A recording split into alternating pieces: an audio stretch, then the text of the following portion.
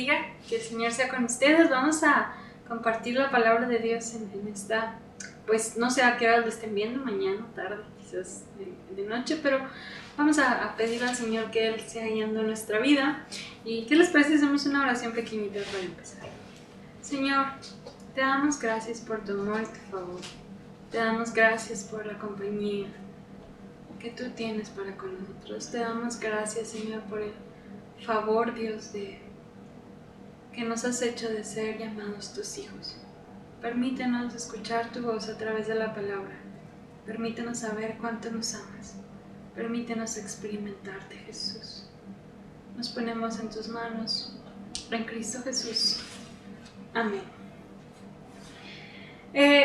La semana pasada empezamos el tema de encuentros con Jesús y comentaba que había sido inspirado un poquito en una pregunta de que me encontré en las redes sociales. Ahorita que nada más vivimos en las redes sociales,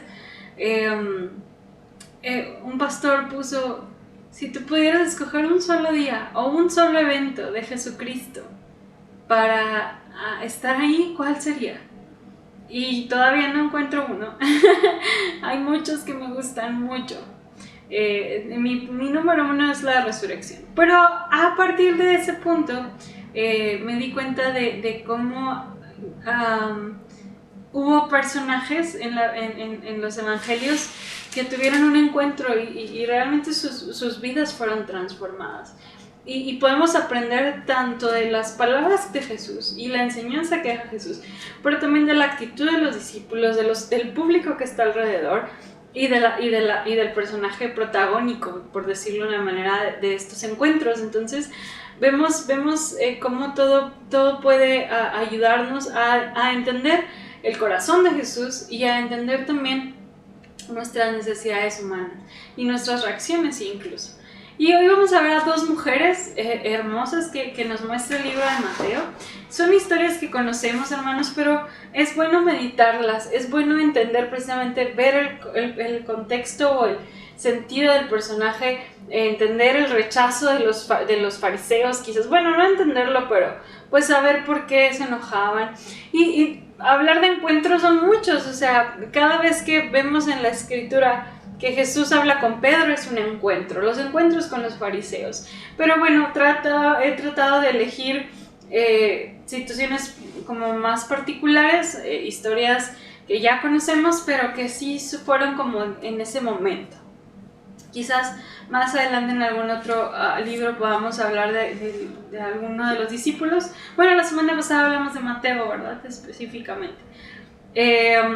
Quiero que me acompañen, hermanos, al libro de Mateo, capítulo 15, y vamos a leer del 21 al 28. Es la fe de la mujer cananea, y en otro, me parece que en Marcos viene, sí, en Marcos es el libro paralelo que se encuentra la historia, viene Sirofenicia. Ahorita explicamos por qué, pero bueno, vamos a leer. Dice así: saliendo Jesús de allí, se fue a la región de Tiro y de Sidón, y he aquí una mujer cananea que había salido de aquella región clamaba diciéndole: Señor, hijo de David, ten misericordia de mí, mi hija es gravemente atormentada por un demonio. Pero Jesús no le respondió palabra. Entonces, acercándose a sus discípulos, le rogaron diciendo: despídala, pues da voces tras nosotros. Él respondiendo dijo: no soy enviado sino a las ovejas perdidas de la casa de Israel. Entonces ella vino y se postró ante él diciendo: Señor, socórreme. Respondió él, dijo: no está bien tomar el pan de los hijos y echarlo a los perrillos. Y ella dijo: sí, Señor, pero aún los perrillos comen de las migajas que caen de la mesa de sus amos. Entonces respondiendo Jesús dijo: oh mujer, grande es tu fe, hágase contigo como quieras. Y su hija fue sanada desde aquella hora. Este pasaje ha sido muy difícil de interpretar.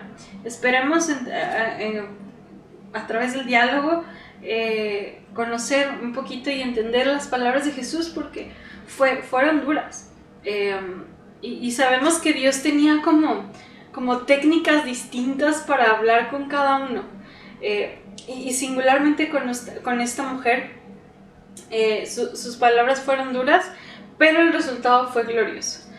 Bien, hermanos, la mujer cananea y Sirofenicia es la misma. Lo que pasa es que Sirofenicia habla del territorio actual en ese entonces, donde estaba esta mujer, y era al noroeste de Galilea. Jesús se había apartado, si se fijan estamos en el versículo 15, es decir, ya próximos a los tiempos de la cruz. Entonces Jesús se fue como a retirar, pero ni aún ahí pudo evitar que lo buscaran para hacer milagros. Y cananea es en el sentido,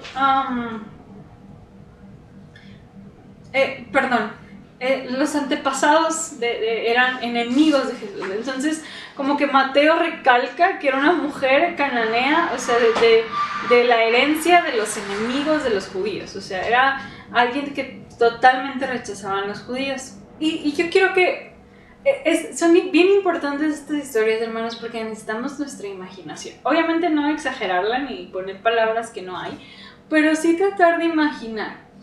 Yo no sé si usted ha experimentado el ver o el tener a alguien atado literalmente por los demonios. O sea, tener a un familiar que está dominado por las fuerzas demoníacas.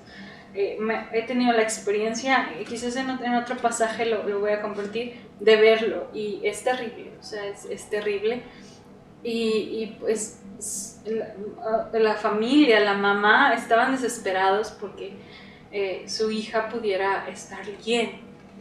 Así me imagino a esta madre desesperada de ver a una niña, o no sé qué edad tenía su hija, pero atormentada, haciéndose daño, haciendo daño a los demás.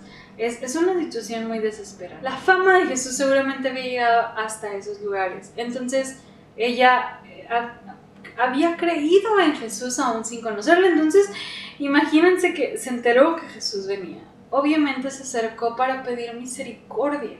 Ella reconocía a Jesús, aún en medio de quizás pocas o muchas palabras que sabía de él, pocos o muchos milagros que había escuchado, pero tenía esa confianza y esa esperanza de que en Jesús estaba realmente la respuesta.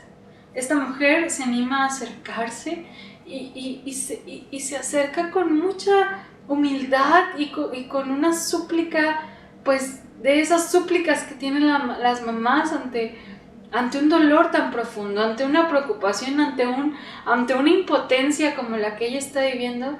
Se acerca a Jesucristo y Jesús da dos respuestas que son difíciles de digerir, porque la primera es que dice el versículo 23, Jesús no le respondió palabra, la ignoró, siguió caminando. Mientras la mujer pedía a gritos misericordia a Jesús, cerró sus labios y los discípulos aprovecharon eso para decirle, córrela porque nos está molestando. Y es difícil porque aún ahí Jesús, en medio de ese silencio, cuando responde, dice, es que yo vine a los judíos. Mi trabajo es con los judíos. Y Jesús no estaba diciendo algo que no era cierto. Jesús dijo, a los suyos vino y los suyos no le recibieron, ¿verdad? Más a todos los que le recibieron y a los que creen en su nombre les dio potestad. Es decir, el primer paso, la primera misión fue con el pueblo de Israel. Y esa misión aún no estaba terminada, y quizás no que todavía la gracia no alcanzara a los gentiles, sino que la misión de Jesús con los judíos aún no estaba terminada. Entonces Jesús indica su prioridad de su misión, pero también obviamente tiene un plan con este diálogo. Y Jesús de alguna manera le dice a la mujer, no estoy para ti, casi fueron parafrasear, ¿no? Yo pertenezco al pueblo judío. Y entonces, aún en medio de eso, la mujer vuelve a pedir misericordia. Hermanos, antes de seguir, me gustó mucho un comentario que leí respecto a esta respuesta de Dios, ¿no? A este clamor que tenía esta mujer, sincero, honesto, lleno de amor por su hija, poco egoísta. Y entonces ver una respuesta negativa de Jesús o ver un silencio así como ensordecedor. Y decía un autor, muchos esperamos el deleite o la respuesta instantánea cuando esperamos en el Señor. Pero Jesús a veces guarda silencio. La pregunta es, ¿vamos a dejar de orar? ¿Vamos a dejar de confiar por eso? Estamos en un mundo donde, y sobre todo yo creo nosotros, hermanos, que lo entendemos menos, todo tenemos rápido. Si usted quiere investigar cómo se hace el pastel, usted nomás va a una pantalla con internet y le pone cómo hacer el pastel de chocolate y le van a salir 500 opciones para hacer un pastel. Si usted quiere investigar o conocer un lugar, si usted quiere ir a Israel, a Egipto, a París, usted pone en internet imágenes de París y le van a salir miles de fotos de París. Si usted tiene hambre y no hay nada calientito, usted mete su comida al microondas, le pone 2 minutos y está lista la comida. Estamos muy acostumbrados a que todo es rápido. Los carros llegan rápido. Ya ni siquiera nos gusta pensar en carreteras de 10 horas, porque el avión hace una.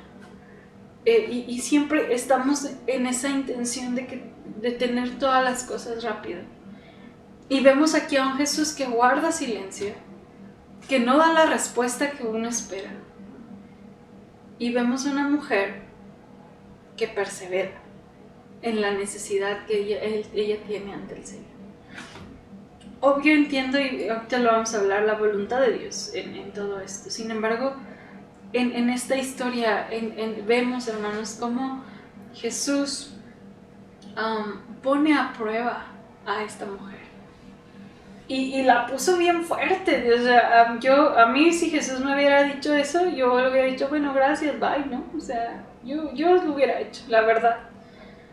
Y la mujer, era tanta la necesidad que ella tenía que aguantó literalmente el silencio de Jesús. Aguantó que Jesús le había dicho, tú no eres prioridad aún en mi misión. Y aún así ella siguió clamando. A mí me impresiona, y tenemos que entender, hermanos, que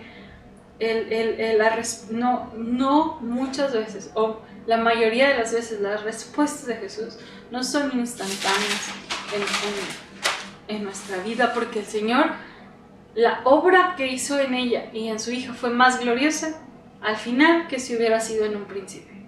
Entonces ese es el trabajo de Dios que a veces no entendemos, pero Él lo permite. Y créanme que ahorita lo puedo decir un poquito más como testimonio que solamente lo bíblico. O sea, en medio de la pandemia, en medio de la enfermedad que pasamos, preguntaba muchas veces al Señor, ¿por qué permites esto? ¿Por qué guardas silencio, verdad? Y Dios se manifestó de una manera maravillosa en mi familia. Y ahora podemos ayudar a otros, y ahora su gloria se manifestó aún mayor porque nos permite bendecir a otros. Y entonces el Señor tiene trazadas cosas aún mejores en nuestra vida. Perseveremos en la oración. La respuesta de Dios no sé si sea la que usted espera, pero aún en medio del silencio, en ese periodo donde sentimos que Dios no responde, persevere como lo hizo esta mujer. Siga clamando. Dios dará la respuesta. A lo mejor es un no, pero usted no dejó la oración en medias por no escuchar o por no sentir una respuesta instantánea. Esta mujer, después de que Jesús le dijo que su misión no era hacia ellos, se vino y se postró ante Jesús. O sea, no solamente le gritó ten misericordia, no, se fue y se postró y volvió a decirle, Señor, socórreme. Yo creo que eso movió a Jesús de una manera impresionante. Pero la respuesta de Jesús fue todavía más dura que la primera. Le dijo: no está bien tomar el pan de los hijos y echarlo a los perrillos. O sea, le dijo, no está bien darle la bendición de los hijos de Israel a los cananeos o a los gentiles. No está bien. Jesús no estaba negando lo que él sabía de que todos eran bienvenidos. Lo vimos la semana pasada con el soldado, con el centurión, perdón, se me fue el nombre. Vimos que Jesús dijo: nunca había habido una fe como la en todo Israel. La estrategia de Jesús era poner a prueba a esta mujer. La estrategia de Jesús no era ofenderla ni decirle perrilla. Estos modismos que Jesús usa son comunes. Entre ellos era común que los gentiles, así se expresaban los judíos de los gentiles. Y Jesús lo utilizó para repito, para poner a prueba su fe, su fortaleza, su confianza, su humildad, su ruego ante el Señor. Y la respuesta de esta mujer, mis respetos, porque esta mujer le dice: sí, Señor, pero aún los perrillos comen de las migajas que caen de la mesa de sus amos. Yo no sé si usted sí puede llegar a imaginar la desesperación de esta mujer para decirle: sí, Señor, yo reconozco quién soy, yo sé quién soy, pero aún así entiendo que te necesito. Esta mujer admite la acusación, estaba consciente de su condición, admitía lo que el Salvador pudiera decir de ella, se sabía pecadora y entendía que Jesús era santo. Pero esta mujer se aferra a Jesús. Spurgeon decía, tal parece que le decía a esta mujer: si me cierras la puerta, me quedaré en el tapete, esperando. Puedes patearme, pero así aún te seguiré. Si me echas a la calle, esperaré a que salgas y te seguiré. O sea, era tanto lo que esta mujer quería aferrarse a Jesús, que decía: no importa, yo sé quién eres y te voy a seguir. Se aferra a que Él es el Señor y dice: dame lo que sobra, no importa, pero que venga de ti. Ay, cómo nos falta ser como esta mujer, donde exigimos lo mejor de Dios, donde pedimos tantas bendiciones, donde sentimos que merecemos.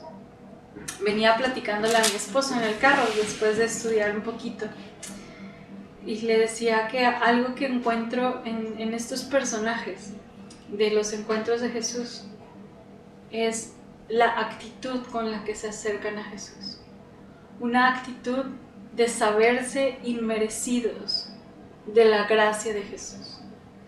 Le ruegan, como esta mujer, porque tenga misericordia.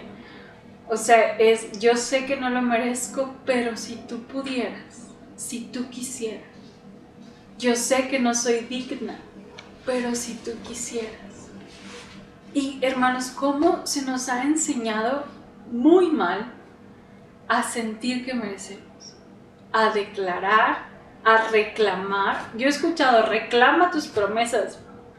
Imagínense esta gente reclamándola. Claro que no. A decretar, a arrebatar, tantos sinónimos y palabras así que se escuchan tan llenas de autoridad.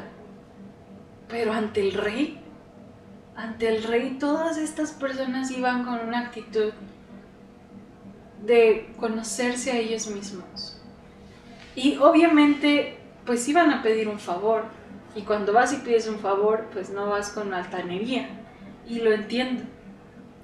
Pero al menos esta mujer no vio a Jesús como una alternativa más. Porque si hubiera visto a Jesús como una alternativa, a la primera se hubiera ido. No funcionó. Vamos a ver qué más sirve. Esta mujer vio a Jesús como su única y última esperanza para salvar a su hija. Y a eso se aferró, con una actitud humilde.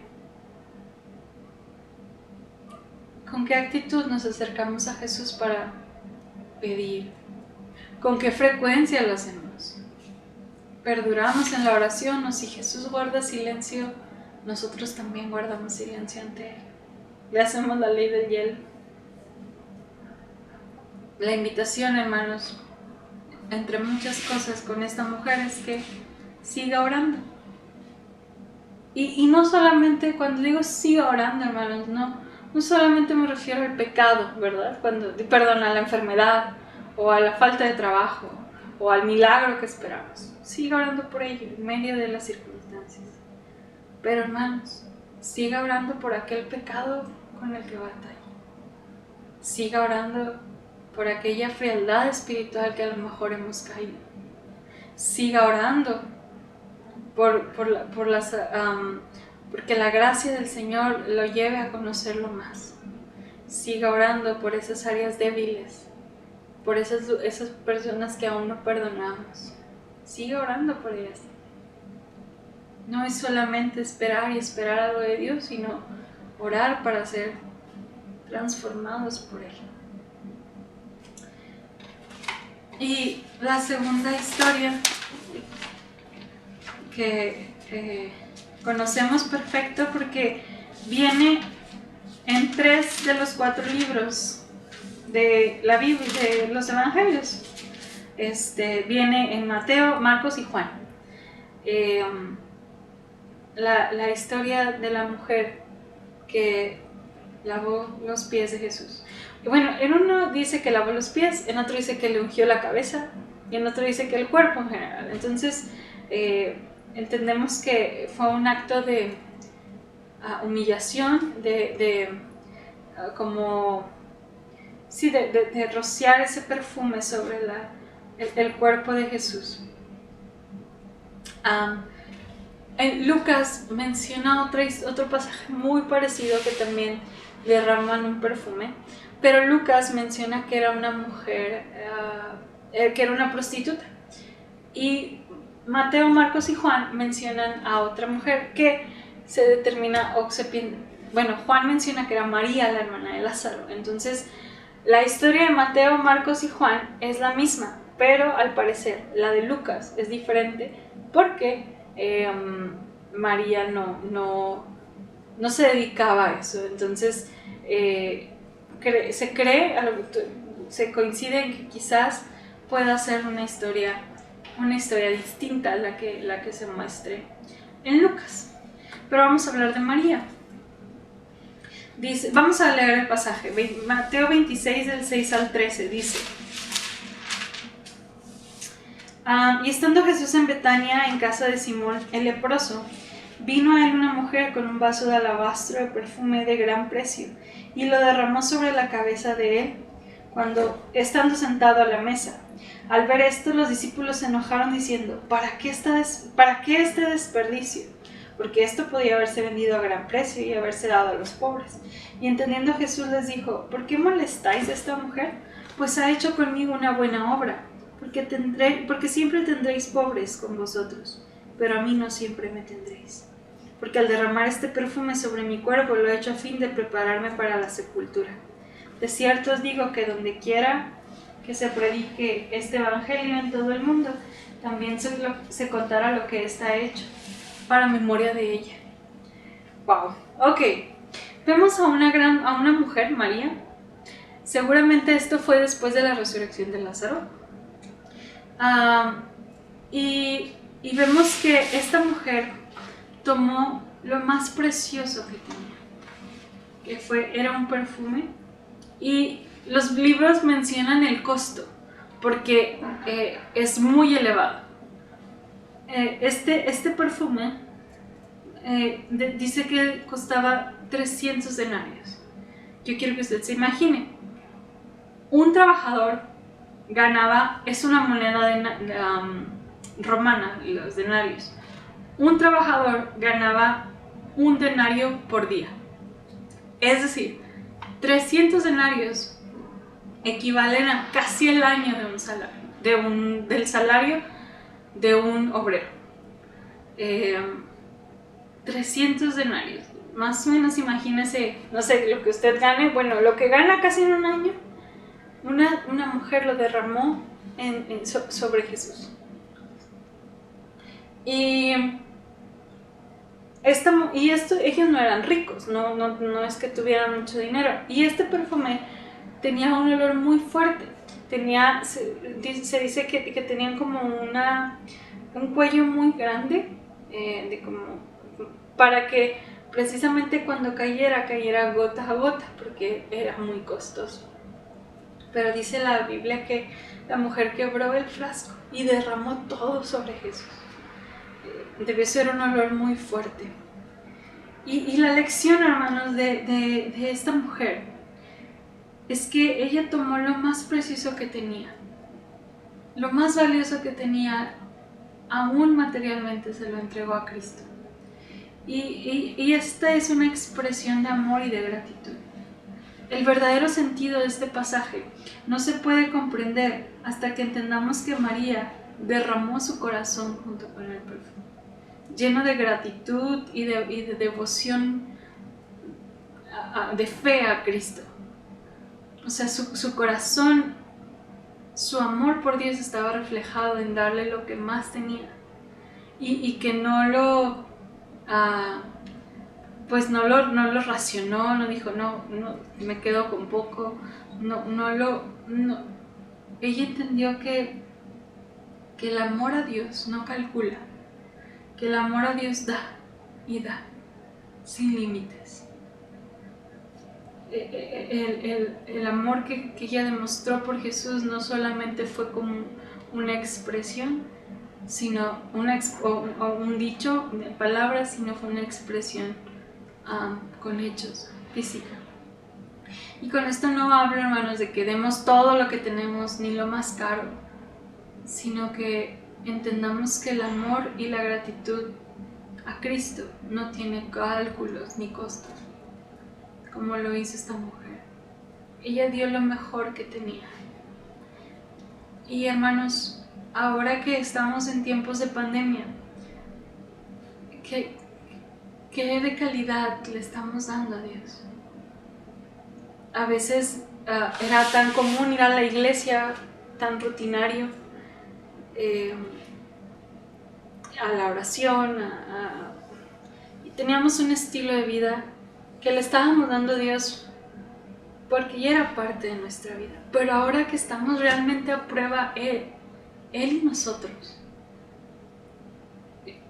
qué cosas hermosas que realmente sabemos que nos cuestan y valen, le estamos dando a Dios. Porque la contraparte la vemos en los discípulos. Se indignaron, dijeron, ¿cómo está gastando todo ese dinero?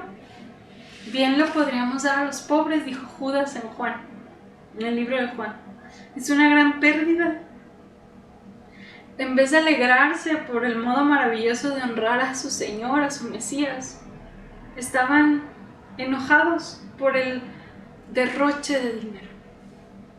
Y vemos cómo estos hombres se visten de piedad, pero realmente su corazón estaba lejos de entender lo que estaba pasando. La mujer entendió algo que ellos no habían entendido. Una verdadera adoración es una entrega completa de mi mente, de mi alma, aún de mi cuerpo, ¿verdad? De lo que hago, de lo que doy, pero también de lo que tengo. Y el decirle al Señor, esto sí te doy, esto no te doy. Hermanos, empecemos a orar, porque el Señor nos enseña a ver que todo lo que tenemos le pertenece, es de Él. Nosotros no tenemos nada para Él. Él es el dueño de todas las cosas. No vistamos de bondad realmente nuestro nuestras actitudes. A veces decimos, te voy a contar algo, pero te lo cuento para que ores, ¿verdad? ¿Escuchas esa frase?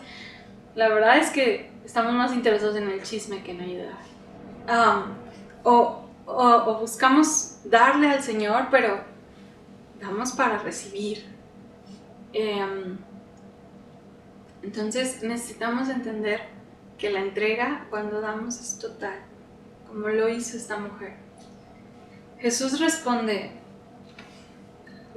a esa falsa bondad que dan y les dice, ustedes siempre van a tener a los pobres, pero a mí no siempre me van a tener. ¿A qué se refiere Jesús con eso? Bueno, desde Deuteronomio Jesús habla de que los pobres están para que Dios nos da la oportunidad de ser bondadosos. O sea, no es que Dios quiera que haya pobres, sino que la oportunidad de bendecir a otros está precisamente en la gente que tiene más necesidad. Pero aquí Jesús hace una pausa y dice, siempre van a tener la oportunidad de seguir bendiciendo a los pobres, pero a mí no me van a poder bendecir porque yo me voy a ir, físicamente me voy a ir. Ustedes van a poder seguir amando, bendiciendo, ayudando a los pobres, siempre, porque lamentablemente pues aún tenemos, y cada vez más. Y ustedes tienen siempre la oportunidad de ayudar, pero y de honrarlos, y de dar todo, y de dar a ellos. Pero honrarme a mí, reconocerme, hacer un acto de amor, así como el que hizo esta mujer, ya no, porque pronto me voy. Ellos no estaban alcanzando a ver eso. Tenemos muchas oportunidades de bendecir a los pobres, Jesús, pero honrarme ya no. Y además Jesús tomó esto como ese acto de purificación o acto de bendición para lo que estaba por venir, que era su muerte. Dice, lo ha hecho a fin de prepararme para la sepultura. A lo mejor esta mujer no sabía cómo Jesús lo estaba viendo o cómo se iba a escribir en el texto bíblico. Esta mujer a lo mejor no fue con esa intención. Quizás algunos comentaristas dicen que sí, porque ella era una mujer muy sensible a las cosas espirituales, pero a lo mejor no sabía, pero aún así Jesús lo tomó en cuenta así. Y todavía Jesús le reconoce y dice, lo que ha hecho esta mujer quedará por siempre. Y también se contará lo que ella ha hecho para memoria de ella, ni siquiera para algo de Jesús, sino para memoria de ella. Jesús dignificó a la mujer, le dio un lugar increíble, la puso en su lugar otra vez de esa igualdad en cuanto a valor, en cuanto a amor, en cuanto a dignidad junto con el varón. Jesús le dio esa dignidad. Y esta mujer es reconocida por la entrega y el amor y la gratitud que tuvo por Jesús. Quiero recalcar, hermanos, dos cosas que hay en estas historias, y ahorita lo mencionaba. La primera es la fe y la humildad de las personas que se encuentran con Jesús. Ella no pidió nada, ella estaba agradecida. Pero los demás que hemos visto se han acercado a Jesús con fe y con humildad, no con un síndrome de orgullo o con un sentimiento de grandeza, al contrario. Y también veo en Jesús el reconocimiento de la actitud de cada uno de los que hemos visto. Vemos a un soldado romano que Jesús le dijo, no he visto una fe como la tuya. Vimos a una mujer sirofenicia que le dijo, wow, mujer, qué grande es tu fe. Y a una mujer que él dijo que iba a ser reconocida durante todos los tiempos por lo que ella entregó e hizo. Y que seguramente son pocos los que han logrado entregar tanto a Jesús. Jesús no se queda con nuestra entrega, con nuestra fe, con nuestra sí, con nuestra devoción. No solamente la recibe, sino que muchas veces la reconoce. Hermanos, ¿cómo nos acercamos a Jesús? Y la otra pregunta para cerrar es, ¿qué habría que reconocer? ¿Qué es lo que Jesús reconocería hoy de nosotros? De usted como persona y de nuestra iglesia. Seamos hombres y mujeres como estos 3 que apenas llevamos, donde Dios se maravilló de la fe de uno, reconoció la otra fe y la otra la dejó para la historia, marcada para la historia. Que nuestra fe sea igual de asombrosa que la de estos 3 personajes y acerquémonos al trono de la gracia con fe y con humildad. Vamos a orar para terminar este tiempo y este culto. Vamos a orar. Señor, gracias te damos por tu amor, por tu favor. Te damos gracias porque así como tú contestaste la petición de la sirofenicia y pusiste a prueba su fe, sabemos que también hay hermanos que están pasando por pruebas en su vida. Te pido que ellos puedan seguir perseverando como lo hizo esta mujer delante de ti. Que tu gracia y que tu espíritu los enseñe, Señor, a no desfallecer en medio de la angustia o del dolor. Y también enséñanos como esta mujer, Señora, a no limitar lo que te damos, a no ser escasos en nuestras ofrendas, Señor. No me refiero a ofrendas materiales, en nuestra ofrenda de tiempo, en lo que te ofrecemos, Señor, de amor, de tiempos contigo, en lo que ofrecemos a ti, Señor. Ayúdanos a no ser escasos, sino abundantes como lo hizo esta mujer. Te reconocemos como Señor y Salvador y pedimos que tu bendición nos acompañe durante la semana. Que el amor del Padre, la gracia de tu Hijo y la comunión con tu Espíritu sea con nosotros siempre, Señor, cuidándonos y esforzándonos en tener, Señor, ese encuentro, Dios, constante contigo, en humildad, en fe, sabiendo que tú respondes de la mejor manera porque nos amas. Guarda a tu pueblo, Señor, y permítanos seguir adorándote y creciendo en el conocimiento de tu Hijo. En Cristo Jesús oramos.